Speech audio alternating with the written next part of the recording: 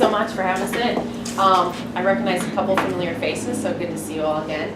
I am here from Truepad. I don't know if all of you have heard of Truepad. I know some of you have. So I'll quickly introduce Truepad and myself, and then we'll get right into it. And just so you know, at the end of the presentation, I'm going to actually walk you through really quickly how to actually create a Facebook page for yourself if you don't have one yet. If you have to run out to a showing and you've already created your own Facebook page, no worries, I totally understand. So I'll put that at the end. But in the meantime, what I'll kind of be running down is the difference between a profile and a page and kind of the benefits of a page in and of itself. So Truepad is a real estate search site that harnesses the expertise of real estate agents to help home buyers identify the best homes that are on the market. So we're trying to bring your expertise back into the early stage of the home search process. And the way we do that is by having you actually share insights about homes that you've been out seeing on our site. Now, in return for you doing that, what we do is we provide you a lot of exposure to home buyers, and a lot of that comes in the form of social media. And we're very heavy with Facebook, and because of that, I get a question all the time, why should I have a Facebook page? And that's kind of where this presentation comes from. I did a webinar about it. A lot of people enjoyed it, so Stephanie and I talked a little bit and thought that this would be a good kind of topic to cover for the group. I myself am Eileen Romito. I'm the Director of Agent Operations at Truepad. So I work with a lot of the agents that are using our platform and a whole bunch of different things. But essentially what I'm here for today is to talk to you about Facebook. So let's just get right into it and answer the question of why should I have a Facebook page, okay? Who here has a profile on Facebook? Okay, so like almost everyone, right? And then who here has an actual business page? All right, so like about maybe half of you. Great, and then I get that question a lot where people say, I have a profile, I have a lot of friends that I'm friends with on my profile. Why should I bother with a page at this point? What's the point? What's the difference? So what I want to explain to you really quick is, first of all, the difference between the two. And let's start with terminology. A lot of times I hear people say, I have a personal page and a business page. But actually in Facebook world, they call it a profile and a page. Now a profile is meant to represent you as a person, as an individual, you yourself, okay? So when you sign up for a Facebook account, what you will have by default is a profile on Facebook. What you can create, if you choose to, is a page. A page is kind of Facebook's version of sort of a mini website, let's say. And a page can represent basically anything. So for example, you might have a page dedicated to a hobby that you're into, or a page dedicated to a neighborhood that you're very active in, or a school, a community organization, what have you. You can have a dozen pages if you like.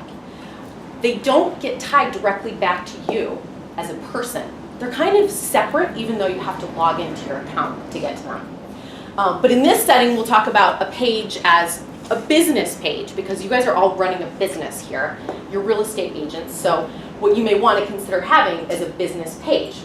The question is, why would you want to do that? So let me tell you a couple of reasons why a page is better than a profile. I won't get into all of them because we would be here for days. First one is the call to action. Now, call to action is kind of a marketing term. I'll refer to it as the CTA in this setting. Call to action is something that is used in the marketing world or in the website world and design world that entices the user to do the one specific thing that you want them to do. What is the one thing you want somebody to do when they're looking at you or considering using this as their agent, right? So I'm going to give you a couple real life examples. Does anyone recognize this screenshot? Pinterest. Does anyone use Pinterest? So if you see here, obviously the big thing that stands out on Pinterest is the beautiful photo, right? But the next thing that stands out to you is the save button, right? They want you to pin that image. They want you to engage with their platform. That is their call to action. That is the one thing they want you to do, and they make it really easy for you to do that. They make it impossible for you to not see that because it's bright red and right there. And there's kind of a secondary call to action where you can actually read the the content itself. But what they really want you to do is pin the post. And then the same thing goes for every site you can think of that you would know. Amazon, for example, right? What do they want you to do? They want you to buy the thing, right? So add it to the cart or buy with one click, right? So 2 big call to action buttons. Typically there's only one, but in this case they have 2 that you can do. So that is a call to action. Now, let me show you how this applies to Facebook. So if you look at somebody's profile, again, this is somebody's personal profile, represents them as a person. We all know that guy. There's really no like strong call to action here. You have a couple of things in gray, but the main thing that stands out is just the big pretty image at the top. And if you were somebody slightly less famous than Mark Zuckerberg, there would be an add friend button too. But nothing's really like that boldly. It's nothing drawing you to do anything. When you look at a page, what do you see? Big blue button. Can't miss it.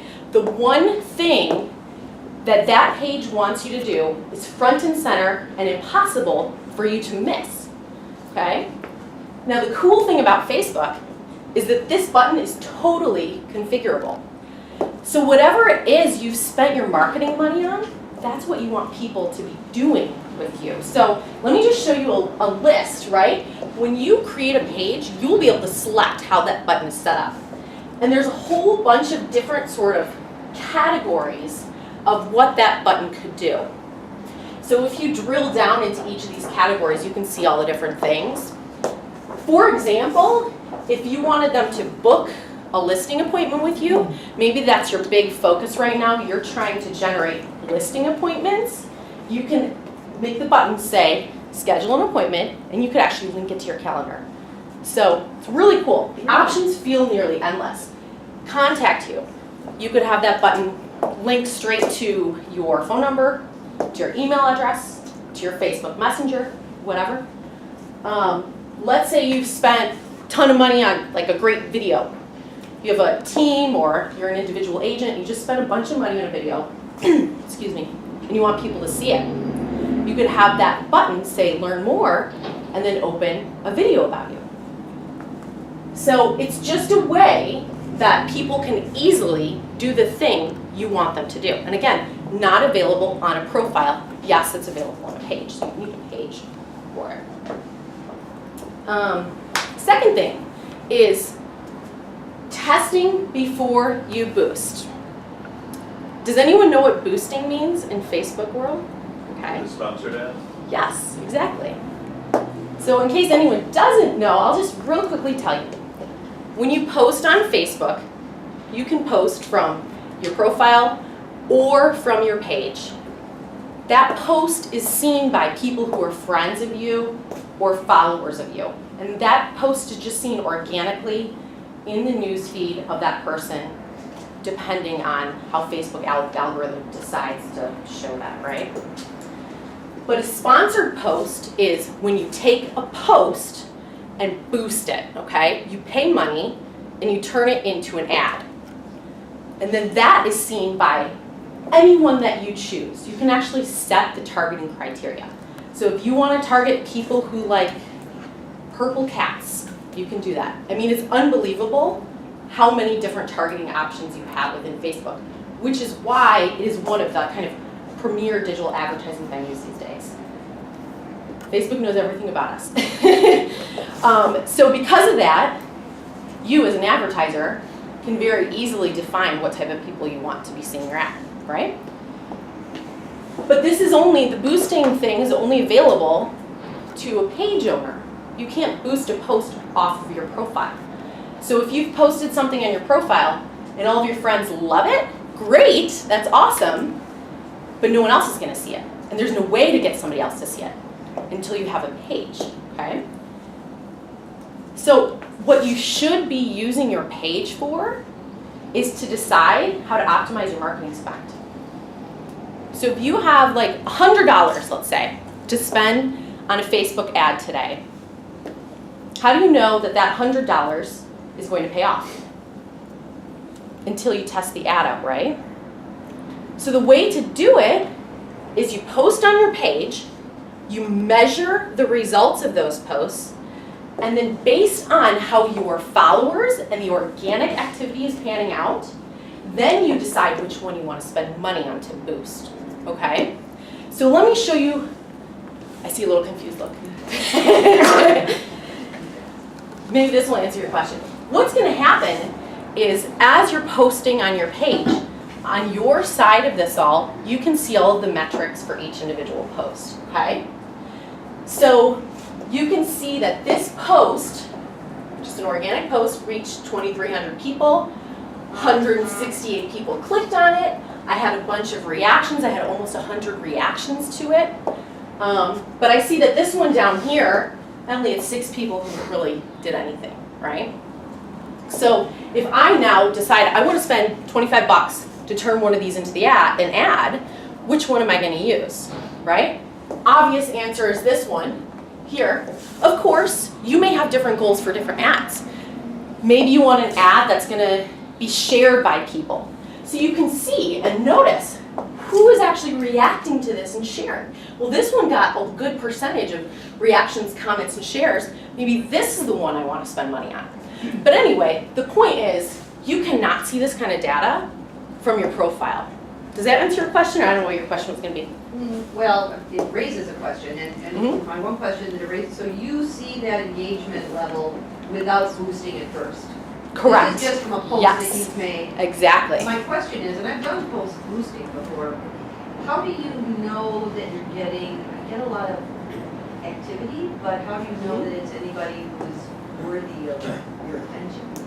Or that's Great going point. to turn into business? Well, you have to make sure you're targeting the right people, first of all. Secondly, now this would be a completely different webinar, so I won't get into it. We could talk offline, but you can actually set up conversions in your account, which means you would have to implement a code on your website that would track whether somebody did what you wanted them to do, and it would report back to you if they did that. So that's one thing. Again, another topic, but conversions, if you look it up, Facebook conversions. Is this a page on Facebook that you Yep. just screenshotted? Yeah, Where do I exactly. find This that is online? on, if you go to your page, there's a tab that says Insights, I think it says. Yeah, Insights. And that's kind of where you'll see all your metrics about your page. So you'll only you will see that. Nobody else will see that about you, obviously. Yeah. Since my business page mix like business and my personal some stuff I'm putting in, so my organic likes are most of the time my personal things. So I'm like, Sure. that's what they like. So Then, should well, then I that's use great. that? But Yeah. I want to boost my listing. It depends on what your intended outcome is of the ad, right? What do you, when you're spending money on an ad, think about what it is you want somebody to do from that ad. And if the content of the post itself aligns with the desired outcome, then yes, boost it. Think about that, you know? If you want the desired outcome to be that people see you and recognize you and it's just brand awareness, then yeah, more activity the better, absolutely. And there's one thing that when you are boosting it, you can choose what your goal is, whether you want your goal to be reactions, whether you want your goal to be them clicking on the link to go to your website, and that Facebook will then determine who to show it to also based on what their past activity is. Yeah, that's a great point. It's very cool. I mean, once you try it, you'll see how many different options you have, and Facebook is very smart. Their algorithm, I mean, that's their technology, it's their algorithm. And so exactly like she said, you can tell Facebook what your desired outcome is, and if, for example, your desired outcome is people clicking on that post, then it's going to only target people that tend to historically click. Does that make sense? Okay, cool. The third thing that you can do with a page that you can't do with a profile is you can schedule your posts, right? So you all are busy, I know, you're out in the field all day and it's hard to get desk time. So it's very important to be able to kind of do everything in one sitting. So if you have an hour to spend, you can sit down and you can tee up all of the posts you want to go to your page for the next week or next month, next year if you want, but it might not be relevant come a year later. But you can't do this with a profile. You can do it with a page. The other really great thing here is you can backdate your posts. So let's say after this presentation you decide, Eileen sold me, I'm gonna create a Facebook page. Then you can actually go and create posts that are backdated so it looks like you've had this page for quite some time. So it won't look like you just created the page yesterday. And then lastly, and one of my favorite things, but not everyone's favorite thing, is the metrics. There is just an abundance of metrics that is available to you on your page.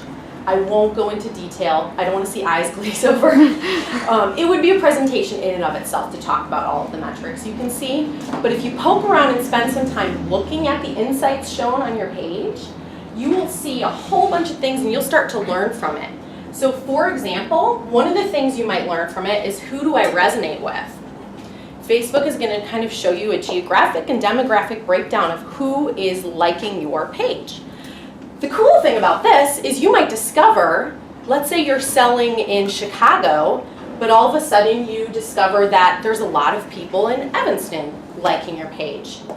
It might help guide you as far as where future marketing might be spent. Maybe you decide to send a postcard mailer out to Evanston next because there are people up there that are liking you and you're not doing anything else with them. So it's something to consider looking at and understanding where these people are coming from and who they might be. And then also kind of helping you understand where you could improve, what you're doing well. Things like you see here in this screenshot, this is showing you how many new followers I got on a given day. What happened on that day, right?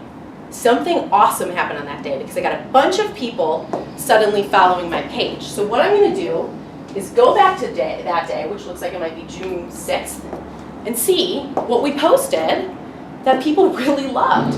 And then I'm going to do more and more of that as time goes on because it obviously works. You know, on the net side, you can see when you get people that unfollow you. So you can see a little one down here. A couple people unfollowed that page. Why? Did I post something that day that was offensive? People didn't like? You know, you can learn from it and just adjust your future activities based on what's actually happening. So it's not just a shot in the dark anymore. It's not just posting your page and saying, oh, I got a couple likes. You really see what's happening just beyond the likes and the comments. And where do you find the metrics? If you go to your page, Yeah. there's a tab towards the top that says Insights. Yeah. And then there's a whole bunch of different sections in there. So you can poke around and dig through. They explain it pretty well, and Facebook has a great help site too. So if you have any questions about the metrics, you can find a lot of documentation about it, but it's in there. Isn't that going to go up? No? All right, cool. So real quick, I want to tell you about something you can use. Because Stephanie was so nice to invite us in, I want to make sure that you guys all get a chance to use something that we've just released. Debbie has been one of our beta testers for it. John, were you too, I think, for our True Assist? Yeah, great. And you can all try it out too. It's completely free.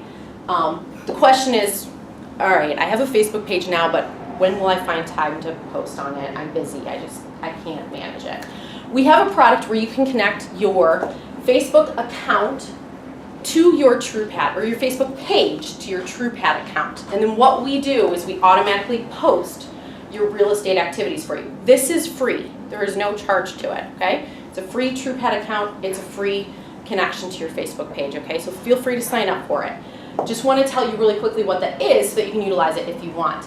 We post about your listings. So when you have a new listing in the MLS, an open house coming up on the weekend, a price reduction, if one of your listings gets Truepad status, which means that other agents have said that's a great home, and then we highlight it on our site. Is it only good info or could it be bad? We only put good info on there. We have a lot of criteria set that makes sure only good stuff shows up. But most of this is triggered by the MLS activity. So, and then your just solds. And then also things about you and your expertise kind of, we will show when you have a buy-side sale.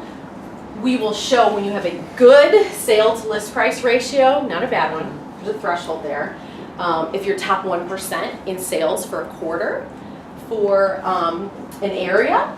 We have a couple badges that you might be awarded on Truepad based on your activity on Truepad. So if you're correctly predicting market times or price estimates, you might earn a badge. You might become a mayor of a neighborhood when you're sharing insights on Truepad. And you don't have to do any of that stuff if you don't want to. You can just connect to your Facebook page and leave it alone. But if you are, for example, like Debbie or John, are mayors of several neighborhoods, we automatically post when you earn that badge.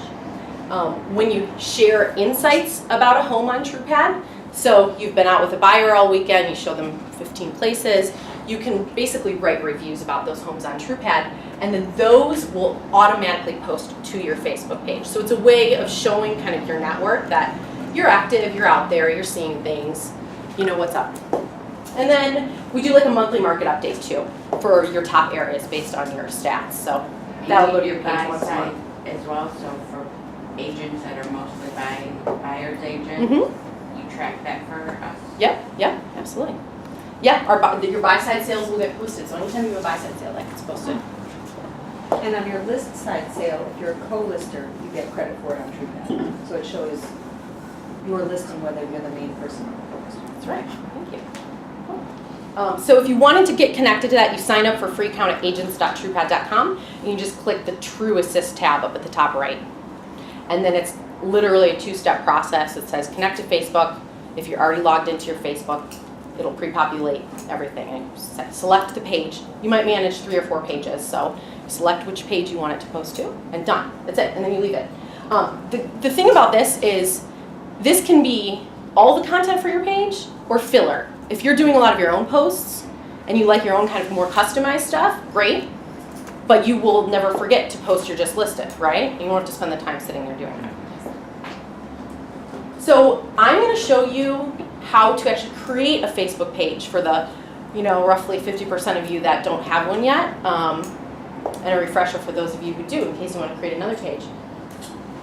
So when you log into your account, so I'm just going to assume you have a Facebook account already. If you don't, facebook.com. Right-hand corner, you're going to see a little arrowy thing. You just hit create page. And again, you can see I have a bunch. This is my fake account, and my fake real estate name is Matilda Higgins. So I have a bunch of fake pages here I've created for demonstration purposes. But so you can have multiple pages. You can create a new page.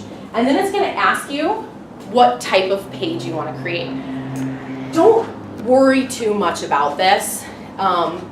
This kind of tells Facebook what sort of a template to use and to start your page off with. You can do a lot of tweaking once you're in there, so don't spend too much time overthinking this. But it will kind of pre-populate a template for you, and ideally you choose the right one to begin with. So in most cases, as a real estate agent, you might choose a local business or place, because that's kind of what you are. You have an office, whether you're in it all the time or not, but you do have an office, a physical office that people might visit you at. For example, Conlon's page would probably be a company page. Let's say maybe you're like more of a public figure. You do media engagements. You speak as a real estate professional. Maybe you're highlighted in news articles and people know who you are. You might do a public figure, that type of thing. Or if you're creating a page totally unrelated to real estate, like you are very involved in a charity, for example, you might do cause or community. So anyway, you select which one you want to choose, and then just fill out the basic information. Now, I recommend, if you are doing a page based on your real estate business, include your name and your brokerage, or team name, okay? The reason for that is just for compliance purposes. So if you take any of these posts and boost them and they become ads, you have to have your name on there and your brokerage on there. So if it's coming from you and your name and your brokerage is in your page name, then it's all in there. Otherwise, you might just have to remember to add that in the text. So just a thought. Then what it's going to have you do is add photos. It'll walk you through those steps of adding photos. You'll add a profile picture, which is the picture somebody's going to see on the top left side when they look at your page on a desktop computer. And then the cover photo is kind of like the big banner image. If we go up to Zuckerberg again, let's see if we can find him. Yeah. So this is your profile, and that's your cover photo. This is a better example. This is Conlon's profile photo. This is their cover photo. Couple of things to think about. Just remember to use a photo that is high quality, because once it gets blown up, especially on the cover photo, if it's not a high quality photo, it'll get pixelated, and you want to represent yourself, you know, in the way that you would represent your listing. So just be careful about that. The other thing I see a lot is make sure that the image you use looks good in a square and in a circle. Because the tricky thing about Facebook is if somebody looks at your page, they're going to see your profile photo as a square, but when you actually create a post, it'll be a little circle. So it's tricky to get it right. If it's your face, generally it'll be okay, but logos are tricky because if they're cropped to a circle and it's a square logo, you might lose some of that. So just take a look at it. Do you recommend one or the other? Your logo versus your... I don't. No, it just depends how you want to brand yourself.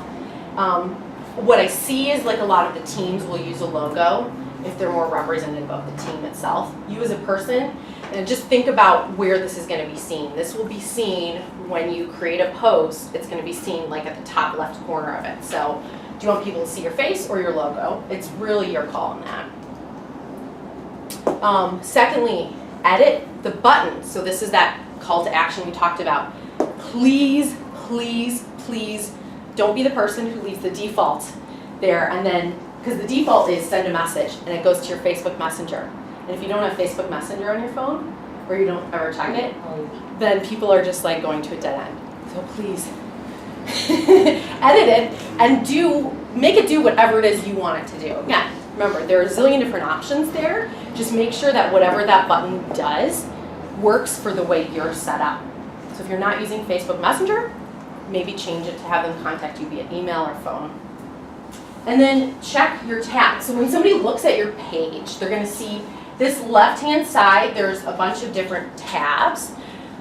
Facebook will have pre-populated a set of tabs for you, but they might not all be relevant.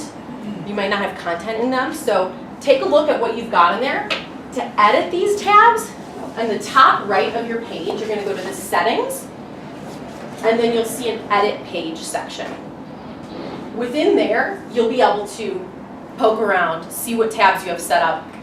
You can shift them if you want one at the top and a different one at the bottom. You can shift them around, you can delete them entirely. Just make sure the tabs are set up the way that you want them to be, so that if somebody is spending time poking around and you know, seeing what you're up to, they're not finding tabs that are completely irrelevant to what you're trying to do there. And then there is the About tab that everyone should have. This needs to be filled out because there's contact info in here. You can enter your email address, you can enter your website, you can add kind of a little bio about you, a little description of what you do. Definitely just spend 2 minutes going through this and making sure everything on there is right, because people will look at that. They do. They'll go, they might look at your photos real quick, and then if they like you, they're going to hit About. And that's one of the things that Facebook, especially on mobile, kind of highlights for people. Can you put video in there? Yes. Oh my gosh, yes, absolutely. You can upload. Facebook is all about videos. So if you do videos, Facebook is more likely to show it to people. Absolutely. And then create a post. Obviously, you need a little content on the page. And this is, again, where you can go and you can publish some posts or you can backdate some posts so it looks like you've been doing this for a little while. You forgot to post your just listed, you can go back and post it. And then, obviously, you want people to actually follow your page. So you can invite your friends to follow your page. Now, this is the one point in time where someone can identify who the page owner is, okay? So if your page was like about, you know, dogs playing with cats or something, they wouldn't know that that was your page until you invite a friend, because it will say, John Donatelli wants you to like his page, dogs playing with cats. If you don't want to invite your friends, like you're like, I don't want to, you know, I don't want to bother my friends, I already plug them enough. You don't have to. The way you would get followers then is by creating boosts and turning them into ads. And what you want to do with those ads is you want to make sure that they're set. The goal of those ads is set to increase page likes, okay? So if you don't have any people liking this, you don't want to bug your friends about it, you can create your own like organic set of followers just by running ads, Okay. Any more questions? I have a question. Yeah. Or maybe, not sure. First, a profile Mm-hmm. versus the page. Mm-hmm. Well, if I have 900 friends on my profile, Yep. the likelihood of, that has become my sphere of people. Sure. This is who I'm doing business with. But now I'm asking them to now follow my page or my real estate page. Aren't we doing double the work? I mean, I understand that with profile, you don't get to utilize a lot of these options, which Sure. are really great on the page. So then, is there a way to link them so it's not double the work? Not link them per se, but what you can do is you can create a post on your page or on your profile and then share that post from one to the other. So you could create a post on your page and maybe you put 10 posts on your page last week, for example. But like you feel like 3 of them might be great for your profile, you can selectively decide which ones to share. And that's what we see a lot of agents having success with, is kind of more, the page is focused on what the topic of the page is. Real estate, in this case. And then sharing selectively little bits and pieces from that page to your profile. The cool thing about that is then you're sharing a post to your profile without having to recreate it a second time. But then secondly, you might increase your page likes. Because if your friends didn't like you initially, now they're seeing stuff that's coming from your page shared by you and they might like it.